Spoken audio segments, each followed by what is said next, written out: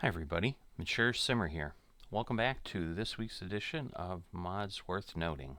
Dedi autosave may be of limited use, but I'm just calling it out because if it is something you're looking for, it may be easy to overlook as mods keep coming out.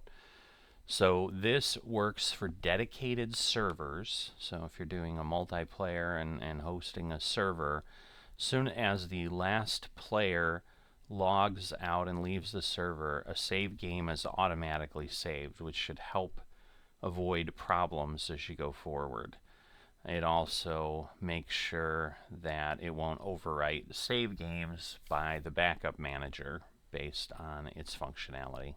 Another simple mod is auto repair, also by Happy Looser, and this auto repairs all vehicles at 0-100 hours so that you do not need to sit and worry about going out and repairing each of them. Obviously, if you're going for immersion and things like that, that would take away from that, but this would also allow you to make sure that your equipment is in tip-top shape and avoid the tedium of bringing everything to a repair location. Forestry Helper is a mod if you love forestry. It is not a love of mine, but I know some people think it's wonderful. It allows you to set how long you want to cut logs if you're using a chainsaw, and then adjust your indicator accordingly. And then it's also going to give you information about what the value of the piece of wood you're looking at is, how much the volume of wood chips would be, similarly what the value of the wood chips would be, and so forth.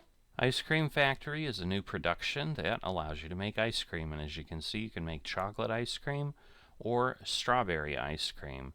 Recipes are actually semi-difficult as far as volume, I would say, because you're needing, 63 strawberries, 25 water, 13 honey.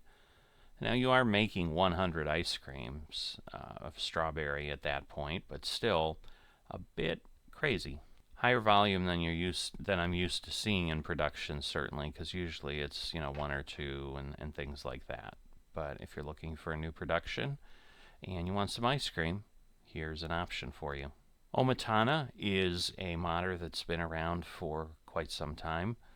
Hobo Farmhouse Pack is the latest contribution, and basically for folks maybe looking for a survival series or something like that, $1,000 and down. You can just sleep on a doormat or sleep on a bench if you don't have any money, or you've got this tiny house that you can work with.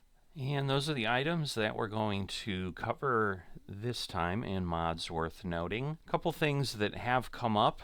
First, maps have started to appear, but they are basically remakes of or moves of existing popular maps to FS25. So Calmsden Farms from Oxygen David, which is certainly something that I'm sure a lot of folks who played that map in the past may enjoy, but they're the same maps. Frankenmuth as well is another one that has reappeared as well. Now, I've seen outside of ModHub, I've seen an Iowa map, Monteith, Iowa.